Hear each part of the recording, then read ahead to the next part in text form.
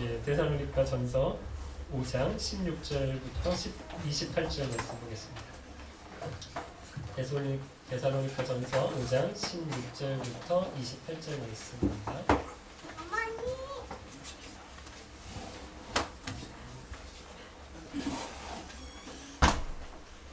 저와 여러분이 한 절씩 교독하겠습니다.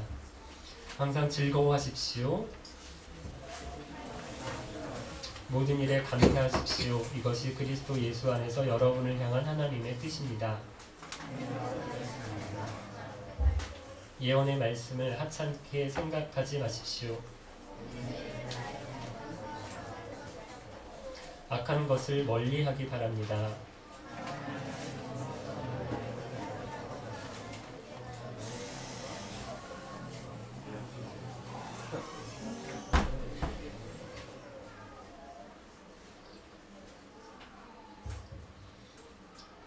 성경 말씀이 주보 가운데 들어있습니다. 없는 분들은 성경을 봐주시고요. 가능하면 한 마음을 합쳐서 해주십시오. 여러분을 부르신 그분은 신실하시기 때문에 이 일을 반드시 이루실 것입니다.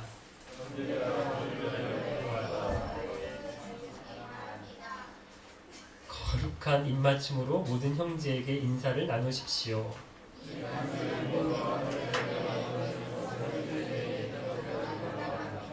우리 주 예수 그리스도의 은혜가 여러분과 함께하기를 기도합니다. 아멘. 데살로니가 전서를 보면 데살로니가 교회에 있었던 가장 중요한 문제가 무엇이었는지를 볼 수 있습니다. 주님의 재림에 대한 것이었습니다. 예수님이 곧 재림하신다 이렇게 알고 기다리고 있었는데 예수님이 안 오시는 겁니다. 그러다가 어떤 사람들이 생겼는가 하면 주님은 안 오시고 주님이 오시기 전에 죽는 사람들이 생겼어요. 그러니까 이러면 어떻게 되는 거지? 이렇게 걱정하는, 예수님 오시기 전에 죽은 사람들은 어떻게 되는 거지? 이렇게 걱정하는 사람들이 생겼는데 데살로니가 전서는 사도 바울이 이렇게 걱정하는 사람들을 위해서 쓴 편지입니다. 뭐라고 얘기를 하냐면 마지막 결론이 5장 11절입니다. 같이 한번 읽어볼까요? 여러분 성경을 가지고 있는 분만 읽을 수 있겠네요. 읽겠습니다. 그러므로 지금처럼 서로를 위로하고 격려하며 서로에게 힘이 되어 주십시오.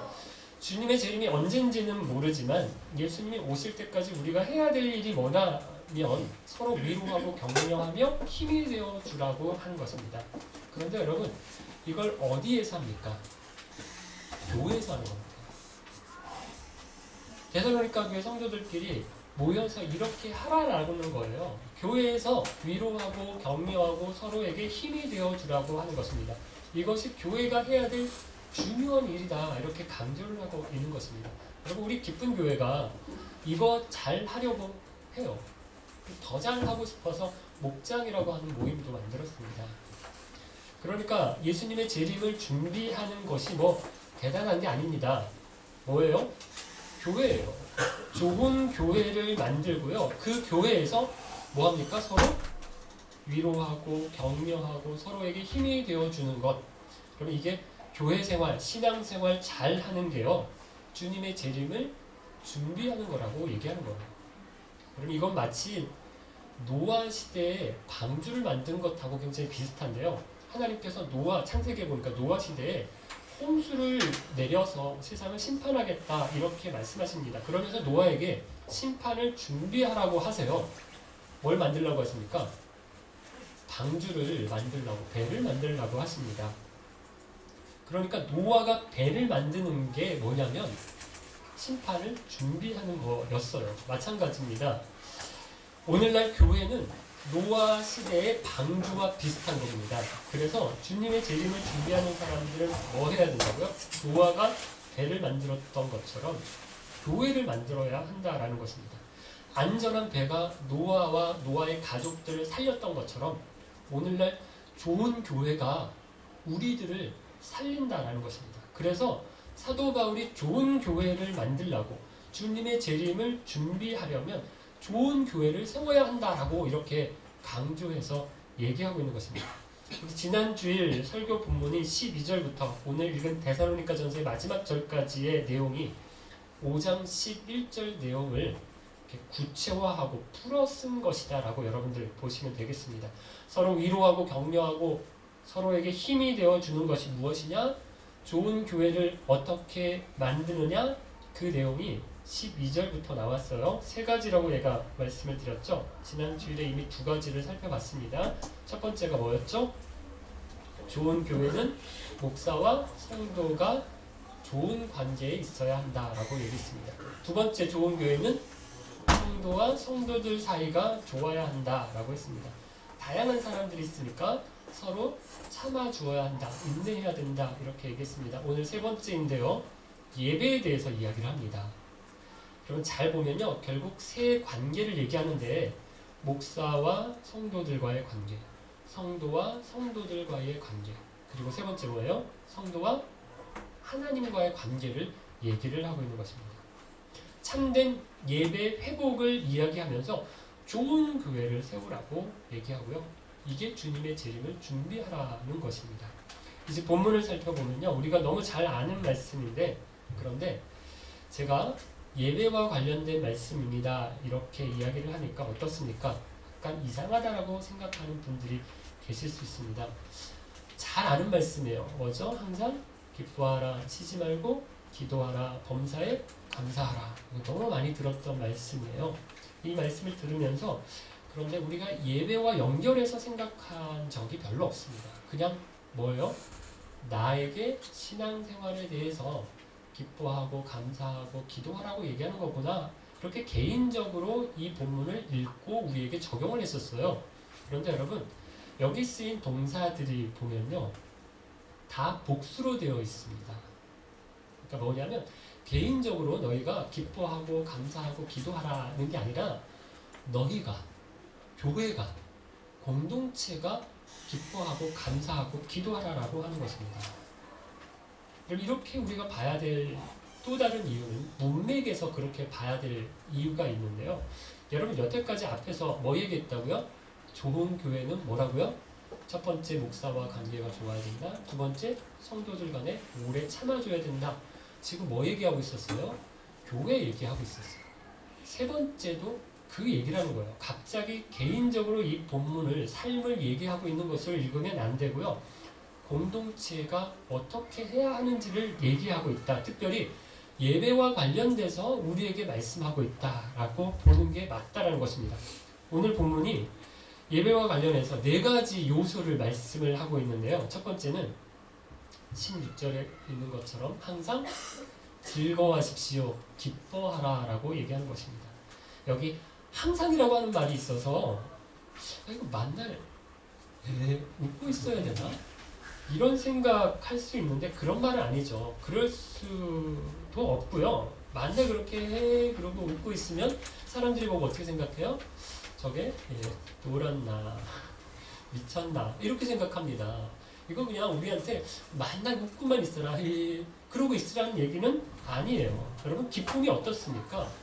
이게 우리 마음대로 뭐 수도꼭지를 잠갔다 틀었다 밸브를 뭐 이렇게 열었다 닫았다 하는 것처럼 그렇게 우리가 우리 기쁨을 열었다가 뭐 닫았다가 이렇게 할 수 있는 게 아니에요. 뭐 배우들 같이 연기하는 사람들은 슬퍼해라 우는 연기해봐 이러고 갑자기 막 예능 프로그램에 나왔다가도 갑자기 분위기 잡고 뭐 1분 안에 30초 안에 막 눈물 뚝뚝 흘리잖아요. 그럼 이렇게 우리가 연기하는 게 아닌 이상 우리의 겉으로는 뭐 웃고 있어도 우리 속으로는 울고 있을 수도 우리 속으로는 슬퍼도 얼굴도 웃고 있을 수 있고 그렇잖아요. 그래서 여기 항상 기뻐하라라고 하는 말은요. 주 안에서 기뻐하라라고 하는 것입니다. 시편의 기자가 이렇게 말씀했거든요. 오라 우리가 여호와께 노래하며 여호와께 즐거이 부르자 이렇게 얘기합니다. 여러분 이 말씀은 예배와 관련해서 얘기한 것입니다. 어떻게 예배하자고요? 즐거움으로, 기쁨으로 하나님 앞에 나아가자라고 하는 것입니다. 여러분 우리가 보통 예배를 굉장히 엄숙하게 생각을 해요.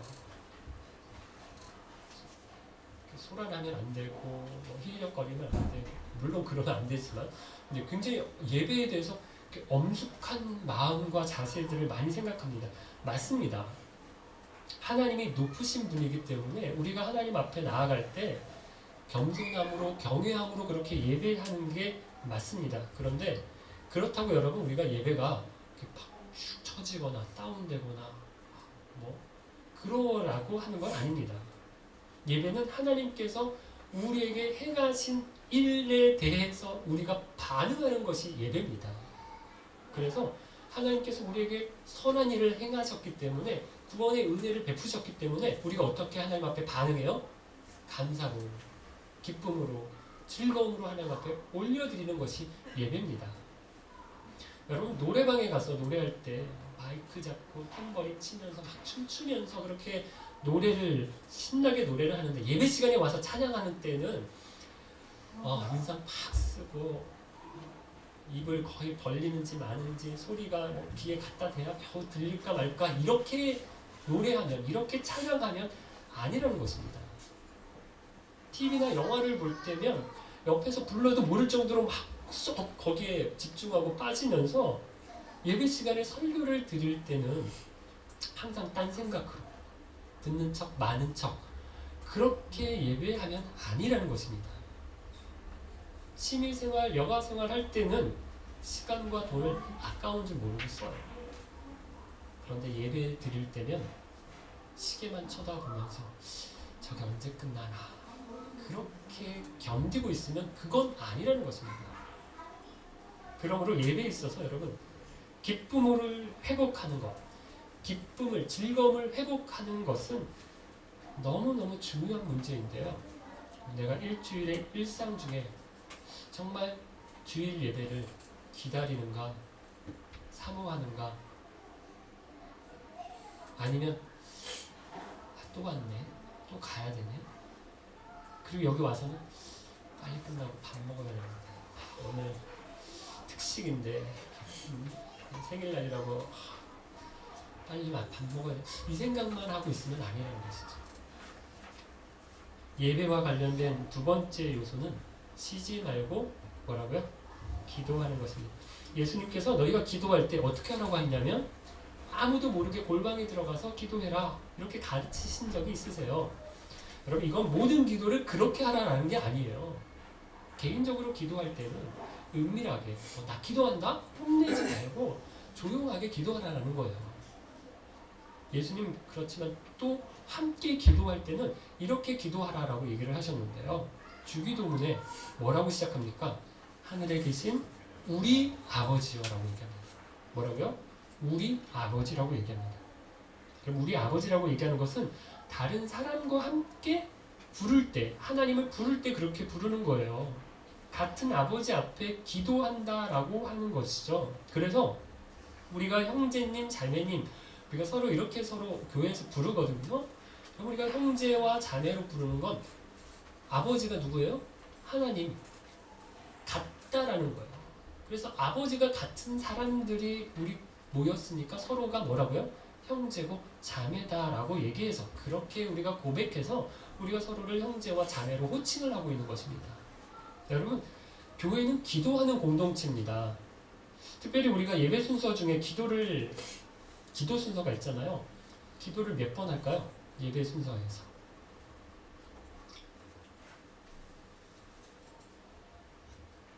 축도 안 치면 2번이죠. 2번이죠. 예, 헷갈리게 하지 말고. 축도를 안 치면 2번 정도입니다. 앞부분에 우리 형제와 자매님들 중에서 한 분이 나오셔서 저희들을 대표해서 공통의 기도의 제목을 가지고 또 우리 공동체와 우리 예배를 위해서 기도를 드려요. 그리고 또 언제 기도하죠? 설교를 마치고 우리가 같이 기도를 합니다. 이 기도는 내 필요를 막 구하는 기도보다는 뭐냐면요, 말씀을 듣고 그 말씀대로 내가 살겠습니다, 따라서 순종하겠습니다 라고 하는 결심과 결단으로 드리는 기도예요.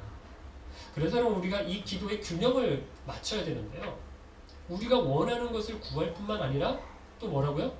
하나님께서 원하시는 것을 우리가 더불어 구해야 된다.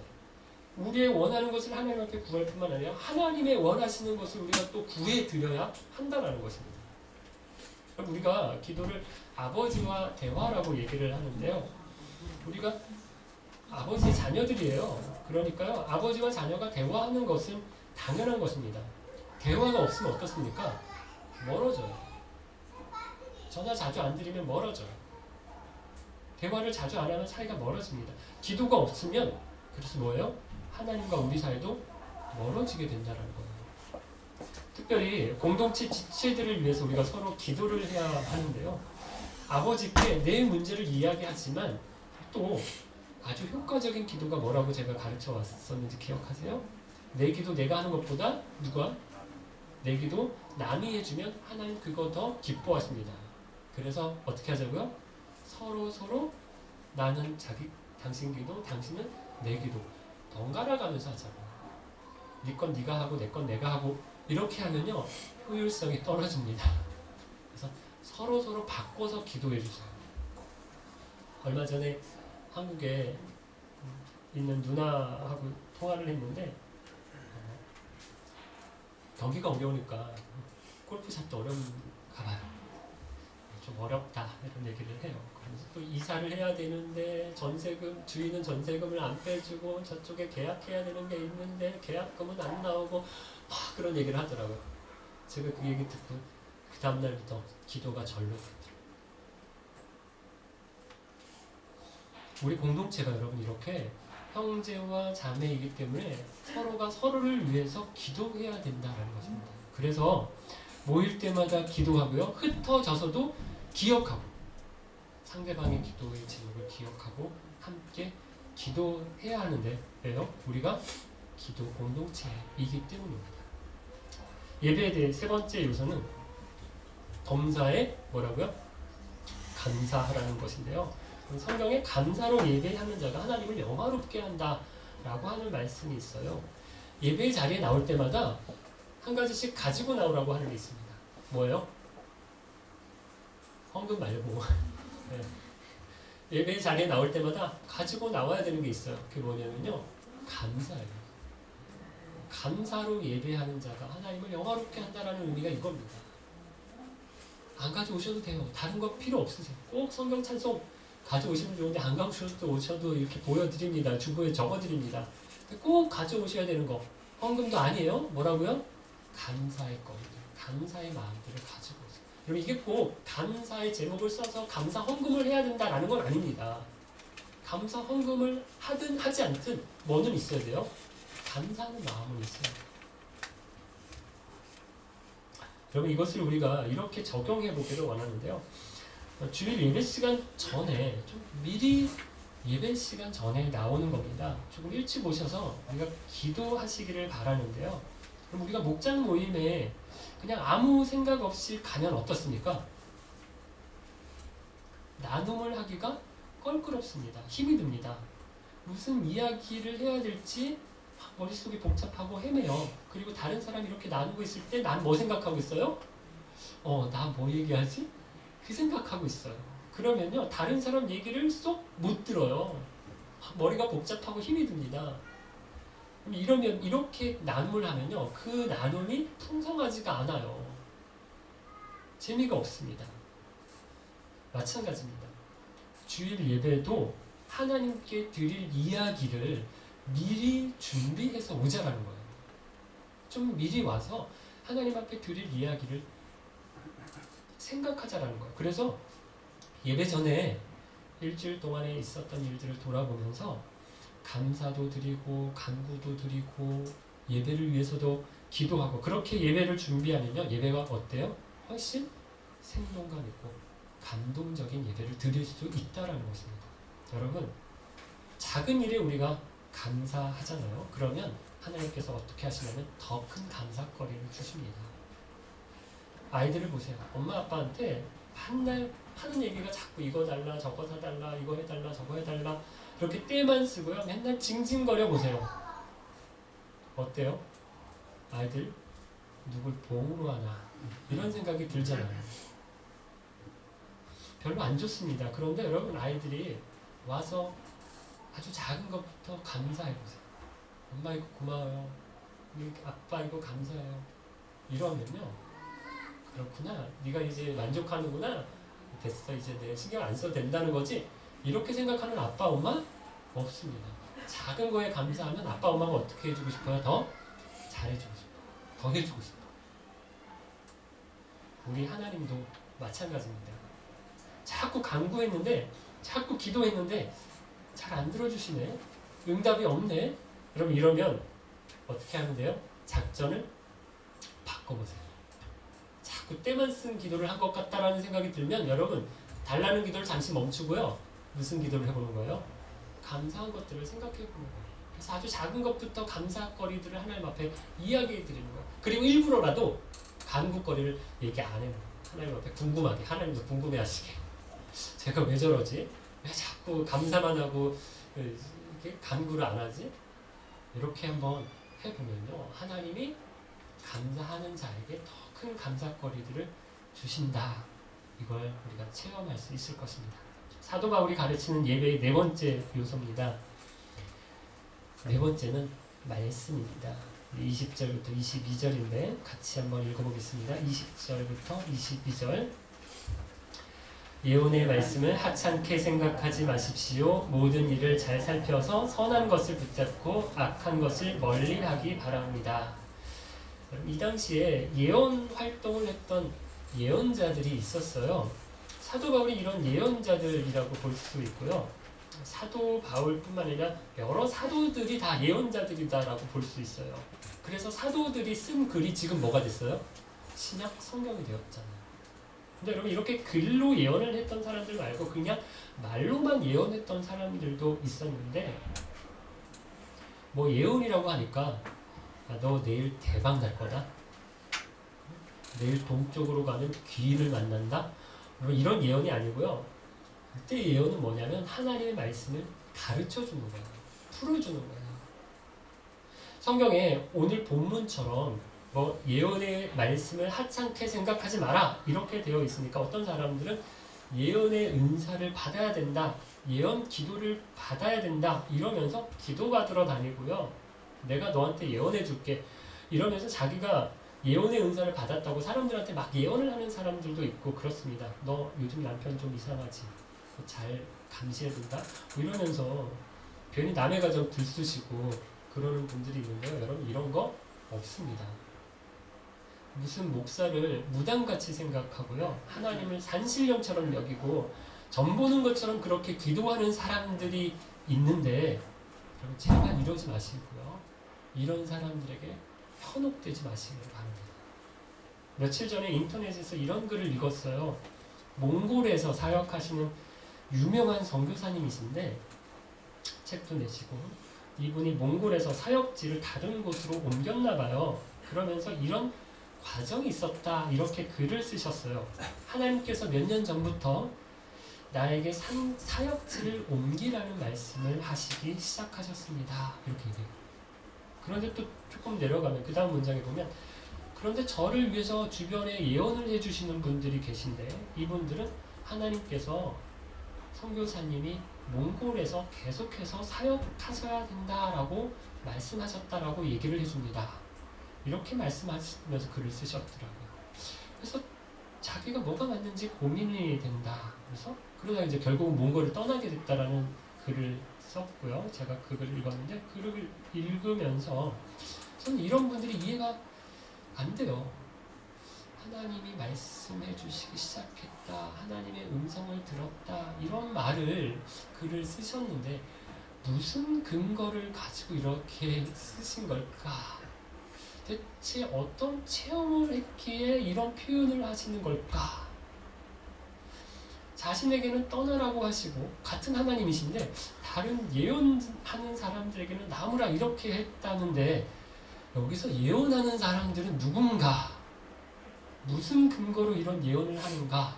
다 떠나서 이분에게는 떠나라 얘기해서 저분들에게는 나무라 얘기하시면 같은 하나님인데 두 말을 하는 건가? 이런 게 이해가 안 돼요. 여러분 이런 거 없습니다. 그냥 자기가 하고 싶은 대로 하시면 돼요. 하고 싶으면 하는 대로 하면 되는데, 떠나고 싶으면 떠나고 남고 싶으면 남 되는데, 그걸 가지고 하나님이 떠나라고 했다, 남으라고 했다, 이렇게 표현하는 건 아닌 것 같다. 물론 기도하면서 결정하는데, 이렇게 결정하는 게 하나님께서 기뻐하실까 고민하면서 기도하면서 결정하시면 여러분 어떤 결정을 하셔도 저는 좋은 결정이라고 생각합니다. 상관없습니다. 뭐 그렇다고 여러분 살인할까 말까 이걸 놓고 고민하시진 않죠? 여러분들이 기본적으로 교회를 좀 다니셨으면, 성경을 좀 아시면 성경에 있는 말씀에 대해서는 기본적으로 알기 때문에 그거 틀린 결정은 안 하실 거라고 한다면, 그럼 이래도 되고 저래도 되는 건 여러분들이 기도하는 가운데 자유롭게 결정하시면 됩니다. MBC 아나운서였나요? MBC 한창 파업하고 있을 때 이분이 노조를 탈퇴하고 방송에 복귀하면서 뭐라고 했는가 하면, 하나님이 런던 올림픽 방송을 하라고 시키셨다. 그래서 나는 노조에서 지금 파업을 계속 하다가는 런던 올림픽에 가서 방송을 못하니까 노조를 탈퇴해서 방송에 복귀하겠다. 이렇게 얘기하면서 이제 방송 복귀, 노조 탈퇴 이유를 얘기하는 분이 계셨어요. 아나운서 중에. 이런 이 얘기 때문에 욕 많이 먹은 거 아시죠? 그냥 하고 싶으면 하시면 되는데 이런 얘기를 하셔서 교회가 욕을 먹고 하나님 욕을 드셨어. 하고 싶은 대로 하세요. 그러나 여러분, 제가 하나님이 성경만 던져주시고 야 멋대로 해, 아무것도 안 하신다, 우리에게 관심도 없으신다, 이렇게 말하는 건 절대로 아닙니다. 하나님께서 지금도 다양한 방법으로 저와 여러분에게 인도해 주십니다. 마음에 부담을 주시고요, 어떤 생각을 주시고요, 어떤 아이디어를 주시고요, 어떻게 섬기게 하십니다. 아마 이분들도 그런 느낌이나 생각들을 하나님이 내게 말씀하셨다, 응답하셨다, 뭐 그 음성을 주셨다, 이렇게 얘기하시는 거라고 생각은 들어요. 제가 어제 저녁에 설교 준비도 바쁘고요, 이제 피곤도 하고 다리도 아프고 그랬어요. 김성환 형제님께서 초청장, 모토쇼 하는데 초청장을 주셔서 제가 어제 오후에 갔었어요. 차가 되게 많더라고요. 예쁜 여자들도. 근데 뭐 모스크바에 그 차들이 다 있던데, 뭐 그죠? 좋은 차 워낙 모스크바에 많아가지고. 그러니까 그거 보고 너무 힘이 들었는데, 집으로 오다가 혼자 계신 선교사님의 생각이 났어요. 근데 이분이, 선교사님이 선교사 자녀들을 몇 명 모아놓고서 집에서 모임을 하고 계셨거든요. 그 중에 이제 저희 첫째 민지도 그 모임에 있고 해서 저희가 들러서 그지 선교사님이 뭐 라면을 끓여주든지 식사 시간이니까 뭘 해야 될 것 같은데 피자를 사서 좀 넣어드려야 되겠다라는 마음이 들었어요. 그래서 전화를 해보니까 아이들이 생각보다 많네요. 그래서 돈도 많이 들었고요. 주문하고 이제 싸고 하겠다고 하는데 이게 금방 사가지고 이렇게 전달해주고 와서 저는 힘도 들고 설교 준비도 바빴거든요. 근데 1시간 이상을 기다린 거예요. 막 배도 고프고 힘도 들고 화도 나고 막 마음도 급하고 그러더라고요. 그랬는데 하여간 사가지고 가서 이렇게 드리니까 참 잘했다 싶어요. 선교사님도 너무너무 좋아하시고 아이들도 너무 맛있게 먹고 좋은 일 했더라고요. 여러분, 이런 거예요. 계획이 없었어요. 그런데 생각지도 못했던 착한 일을 제가 했어요. 그래서 내가 생각해도 이거 기특하다, 이런 일을 제가 했어요. 이게 뭐냐면 하나님이 저를 이끄셨다라고 생각해요. 그때 그 순간에 저에게 그런 생각을 주셨다고 생각해요.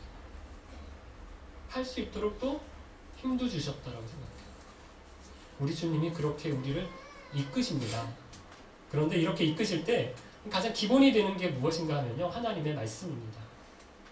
뭐 피자를 사서 가라, 이렇게 말씀을 주시진 않았어요. 음성을 제 귀에 이렇게 음성 주신 거 없으세요. 대신에 뭘 말씀하셨어요? 하나님 말씀에서 돌아보고 사랑하고 섬기고 그런 말씀을 주셨어요. 그런 말씀을 읽었어요. 그런 말씀을 또 전했어요.